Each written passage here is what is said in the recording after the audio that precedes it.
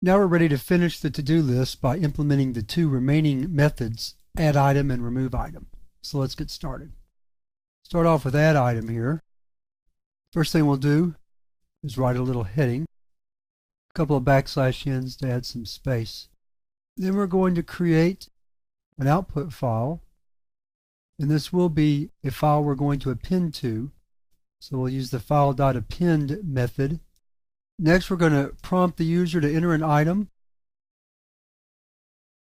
And here we'll declare it and get it from the console in the same line. Then we'll write that out to the file and then close the file. So this is a fairly simple method. And that's all we need. Tighten up that space. So that's the add item method. Now let's move to the remove item method. It's not quite as simple.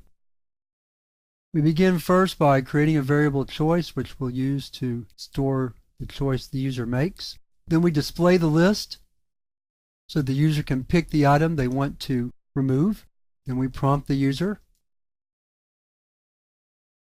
Then we get that item, the number, so we'll need convert to int32, console.readline. Then we're going to create a list to store items temporarily before we write them back out. The way our little algorithm is going to work is we're going to write out to this list all the items that the user wants to keep by excluding the item that they chose to remove. So we'll do that. So there's our list. Then we create a variable for number. This represents the number of the item in the list. Then we create a string variable for an item. And we also create an input file to read our data from. I'm not sure why I wrote string reader there. Let's fix that. Stream reader with file name. Then we write a loop that says while infile.peak not equal to -1, our standard loop for looping through an input file. Get an item from the file if the number is not equal to the choice of item we wanted to remove, and add that item to the list that we're going to write back to the file and increment number by 1. And that's our loop.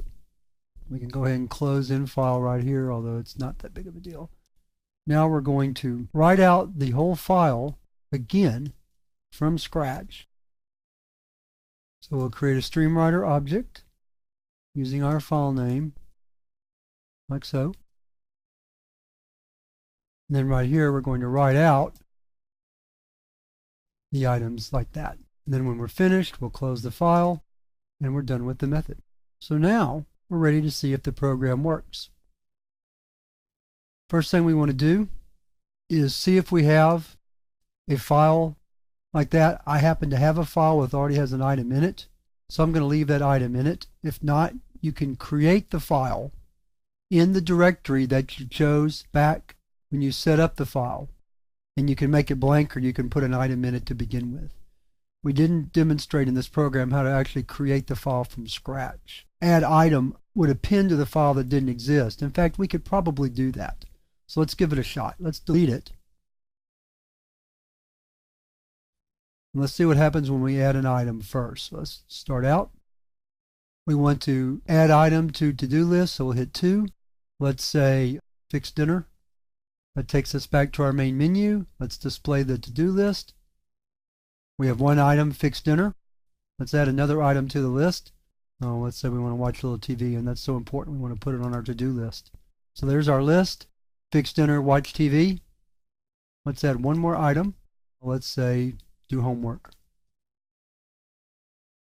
Let's display the list. Selection 1. Now let's say we decided, well, you know, we really don't need to watch TV, or we don't need to put it on the list, so let's get rid of that. So let's delete watch TV, which is number 2. Let's display the list. And now we have 2 things to do, fix dinner and do homework. Let's hit 0 to exit the program. So there was an example of a little bit longer program. Demonstrates very efficiently and very effectively how to use methods to create a program, and it also demonstrated how to use some of the file processing techniques we've learned in this chapter. So that finishes up this chapter on file processing, or at least text file processing. And we're ready to move to the last chapter of the course, where I just cover some miscellaneous topics that we haven't covered previously. And we're going to start off with the first lesson talking about variable scope.